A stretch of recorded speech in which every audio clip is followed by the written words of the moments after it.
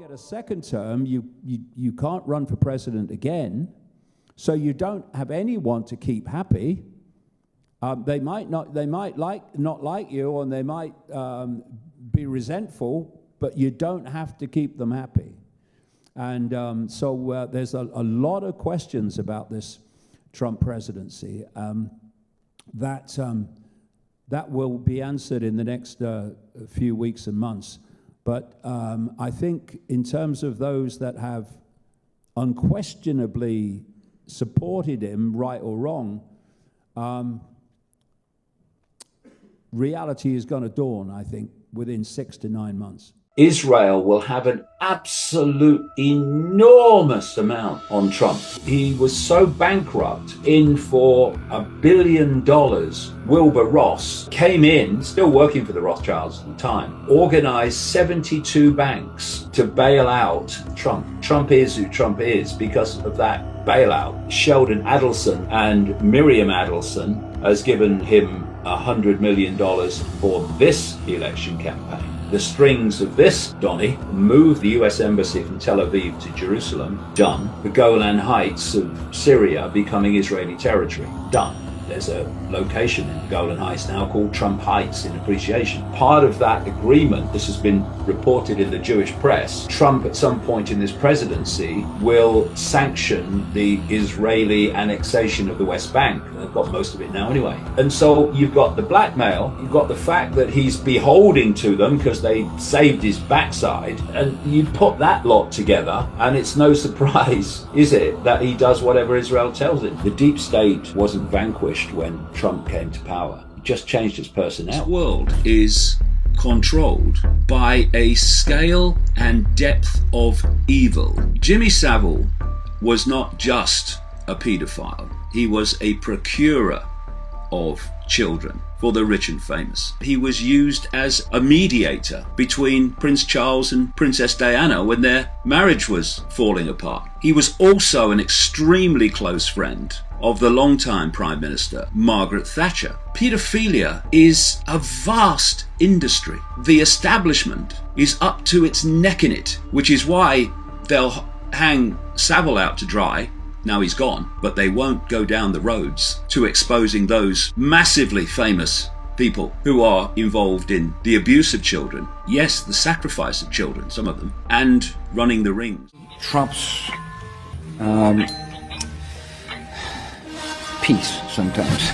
You've got this pyramid, this control pyramid, if you like. At the top there, they know the score, they know where they're going and why. The further you come down, you have the conflicts between different factions, because, you know, conflict's a good thing, and it gives the illusion of real choice to the population if they see it. But the point is that once that starts impacting upon the direction of travel, then they'll start knocking heads together. They'll be taken out of the game. These people, especially the higher you go up, they know how ruthless and brutal the top of the pyramid is. Yeah, there's lots of conflict within the cult, but if it gets in the way of the direction, no, not having it. Get a second term, you can't run for president again, so you don't have anyone to keep happy. They might not like you, and they might be resentful, but you don't have to keep them happy. And so there's a lot of questions about this Trump presidency that will be answered in the next few weeks and months. But I think in terms of those that have unquestionably supported him, right or wrong, reality is going to dawn, I think, within 6 to 9 months. What can you see happening in terms of the relationship between the United States and the UK? Because obviously you had everything with the Labour Party working with the Democratic Party, the Centre for Countering Digital Hate, which obviously you know all about, and then, you know, Trump saying he's going to declare war on Starmer's government should he win. Well, he's won now, and Starmer's congratulating him, and David Lammy, the 10-watt light bulb, is is taking to Twitter to say, I can't wait to work with you, when you were calling him a KKK sympathizer and a Nazi 20 minutes ago. So it's a bit weird, isn't it? Do you see them aligning, or do you think that actually the bickering between the two and the arguments and stuff, even though it's all pantomime, could be part of the plan? Yeah, well, they don't have to align in terms of liking each other. They just have to align in terms of the direction of travel. And you are going to see the Starmer government starting to push this whole digital AI agenda. I mean, he's talking, Starmer, he wants Britain to be the center of AI in the world or Europe. So it's words are so easy. It's actions that tell you what is happening, not words. But the words are different. Oh yeah, they're different to them. Why? Because of what they say.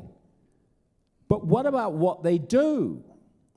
So in terms of the Starmer government and the Trump regime, they may not like each other. But the direction of travel is dictated by from the shadows and not by them. See, this is a point. The Starmer government is classic because you have a government that is arrogant, but also peopled by buffoons. Now, if you look back, you had buffoons everywhere. We had Johnson in this country, Trudeau in Canada, you had Biden in America, didn't know what day it was. You had Ardern in New Zealand. You had Daniel Andrews, the leader in Victoria, Australia, that took extremism to new levels in terms of fascist control of the population. I had Macron in France and so on and so forth. They're buffoons. And so you look at this Labour government, and of course the Labour cabinet has been around for a long time. I've been aware of all the people in the cabinet for a long time. You mentioned David Lammy. David Lammy is notorious, even in Parliament, as a moron. And I was talking to the former Conservative MP, Andrew Bridgen, a few days ago. He came to my event in Exeter, who, of course, started speaking out very courageously. And he basically said to me, whatever you think of David Lammy in terms of being a moron, it ain't extreme enough when you meet him, right? Now, the point is, this guy's foreign secretary. What? Then you've got this lady, Reeves, Rachel Reeves, who's come out with this budget, which is a disaster for so many people, and the knock-on effects are going to be a disaster for even more. You've got Ed Miliband. Oh my God! And he's in charge of the energy supply and net zero. And Angela Rayner, the Deputy Prime Minister. Then you've got Starmer himself. Oh my goodness me! Now, why are there so many moronic people in government when there's so many people in the country that are not moronic? Because moronic people, especially arrogantly moronic people, which is what this Starmer government is, they are easily manipulated. they are far more likely to be compliant because they don't know anything. So, I mean, I love it when you have this situation where someone is what could we say, environment secretary. What do you know about the environment? Well, what my civil servants told me when I arrived in the building, right? So then you have a reshuffle, and the guy becomes, I don't know, energy secretary or defense secretary. What do you know about defense? Well, not much. I just know what I'm being told when I arrive in the building, right? So in other words, people that are not sharp, not smart, not informed are a doddle to manipulate. But there's another reason that they want morons in government, more the merrier. And that's because under this world government regime that they want, they do not want elected politicians anymore. That's not the idea. The idea is you have a world government dictating to the entire planet through agencies like the World Trade Organization, the World Bank, the IMF, et cetera, that are not elected but are appointed, what's called technocrats, a technocracy, where the world is dictated not by elected politicians, but by bureaucrats and technocrats and medical, quote, experts and Silicon Valley and AI people and all the rest of it. So if you keep putting buffoons in governments around the world, I mean, you know, Biden's just a really extreme example. Then what they're doing is breaking down your resistance to a technocratic, non-elected government, because that's what they want. And they want this basic reaction. Well, you see what the bloody politicians have done. They can't do any worse, can they? It's systematic. And in the Netherlands currently, there was a guy, he's blocked me on Twitter X, thank you, I take that as a compliment, called Geert Wilders. Geert Wilders is one of the heroes of what I call the hijacked alternative media. And he got in as the biggest party in the Netherlands. So you think, oh, freedom, Geert believes in freedom. And what he's done is overseen the imposition in the Netherlands of an unelected technocrat who is the former head of Dutch intelligence as an unelected prime minister. And this is the way they want it to go, which is why they want buffoons in government. So basically, you've got all these different politicians and all these different parties. They're here today, gone tomorrow, with the real power is always there, administered from the shadows. And they won't always agree. They won't always like each other.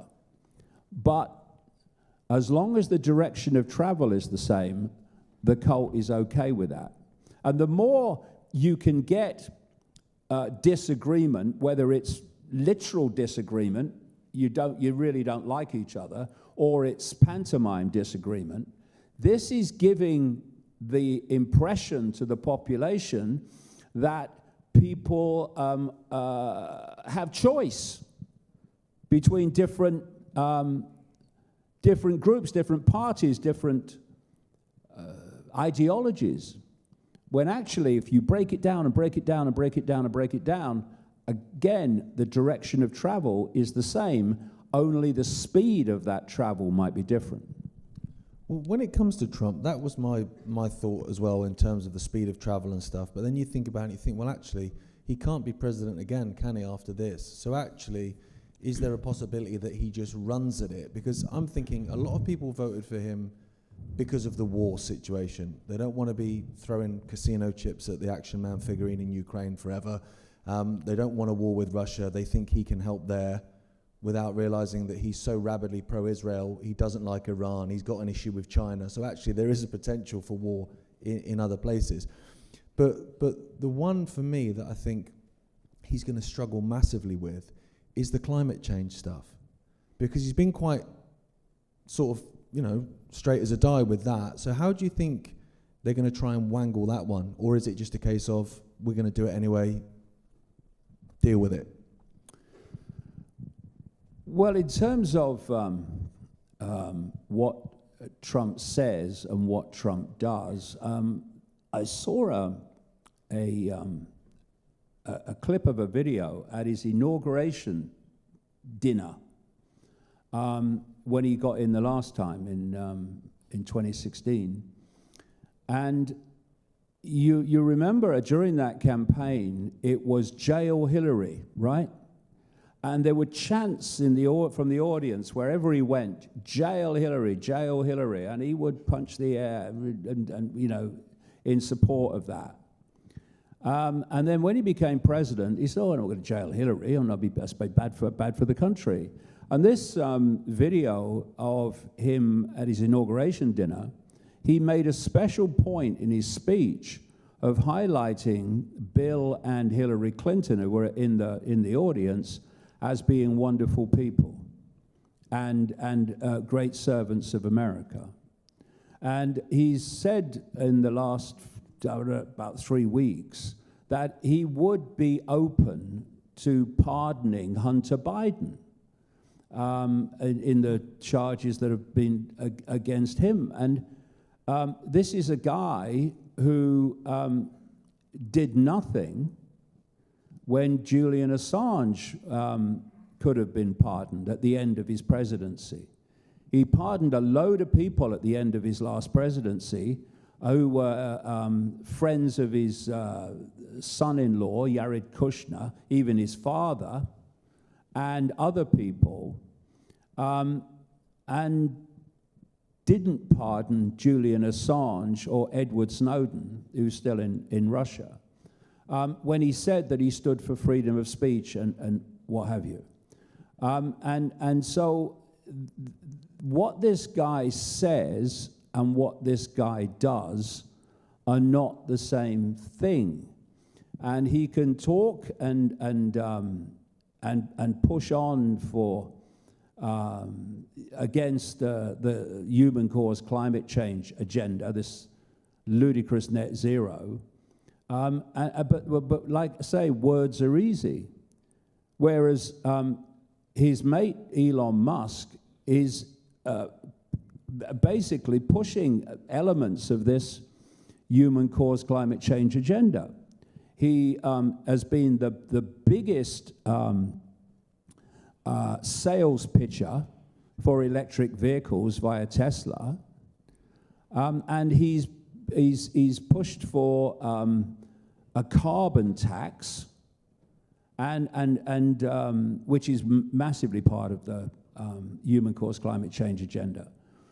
So, we'll have to see where that goes and how they deal with it. But just because he says it doesn't mean he's going to do it. And in terms of wars, etc., his support for Israel is beyond belief. There is no balance. There is no shades of grey. It's interesting too that all these people around him, Musk, who attended Netanyahu's speech on Capitol Hill a few months ago, at Netanyahu's invitation, and clapped him afterwards for talking absolute crap. You've got J.D. Vance, Trump's vice president, who is Israel right or wrong, Vivek Ramaswamy, Israel right or wrong. Robert Kennedy Jr., Israel right or wrong. And so, and then, you know, there's talk of impossibly bringing back this guy, Mike Pompeo, into the government again. He was his Secretary of State the last time out. And Pompeo was the guy who was absolutely insistent that the prosecution of Julian Assange was going to go ahead. I mean, Assange claims that Pompeo was behind an attempt to kill him at one point when he was in the Ecuadorian embassy.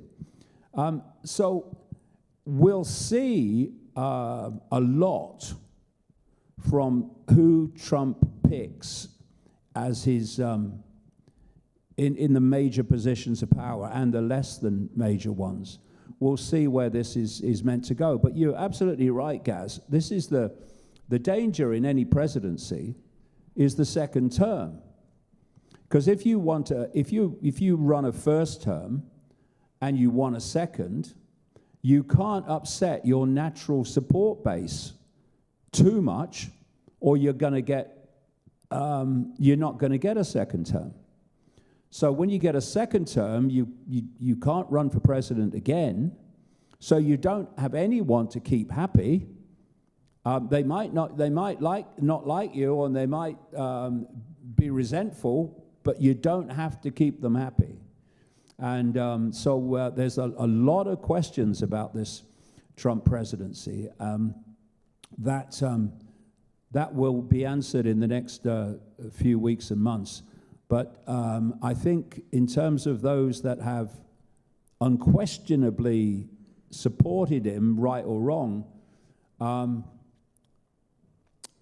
reality is going to dawn, I think, within 6 to 9 months. Most people are here on this Trump topic. When it comes to Epstein files, they be keep on with this. Trump got blackmailed and Israel owned him and he's been blackmailed. Like Trump is not part of it. Trump enjoy it. Trump stated clear, he's not hiding anything. Trump like those younger females. He even said it. Jeffrey Epstein enjoyed those younger females and he was best friend with Jeffrey Epstein. Now, if one of my friends come to me and said, hey, I love the younger girls, you love them when they're young, you're not my friend anymore. You cannot be my friend. Or are you still my friend? Or do you remain my friend when I'm not in those stuff? I'm not. I don't find those stuff normal. You're insane, you're sick. You need to be, your brain need to be researched. So, he's clearly loving these people. He love it. It's his stuff. So, there's no point going around it. I talk about blackmail and that and this man. If you was interested in those stuff, you wouldn't be blackmailed and you wouldn't be still partying around, hanging around and doing all type of crazy stuff. You say things about your daughter and people. It's so obvious, but they just don't want to say. They get it wrong. Trump decision was wrong.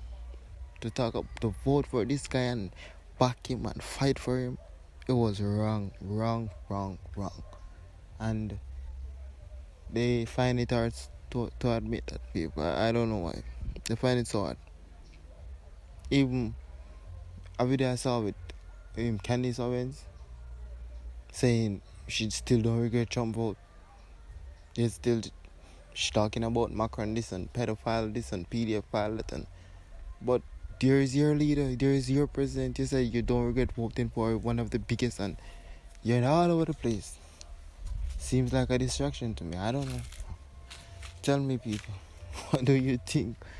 But we go around in this crazy world. We continue to live under their leadership until we decide to make some impact. So this is what we have to live with, people, at the moment. PDF files as president and world leader and the most influential person in the world. Crazy, ain't it? There lies power, people. The seat of power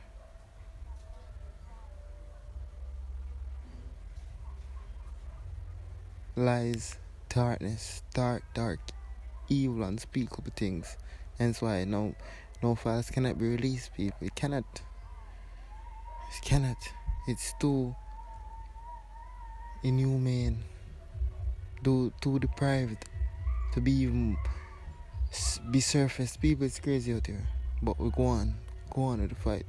Staying strong, holding firm. Fight, fire. Fire blaze more, people. That's what we have to say. Fire blaze more. Continue.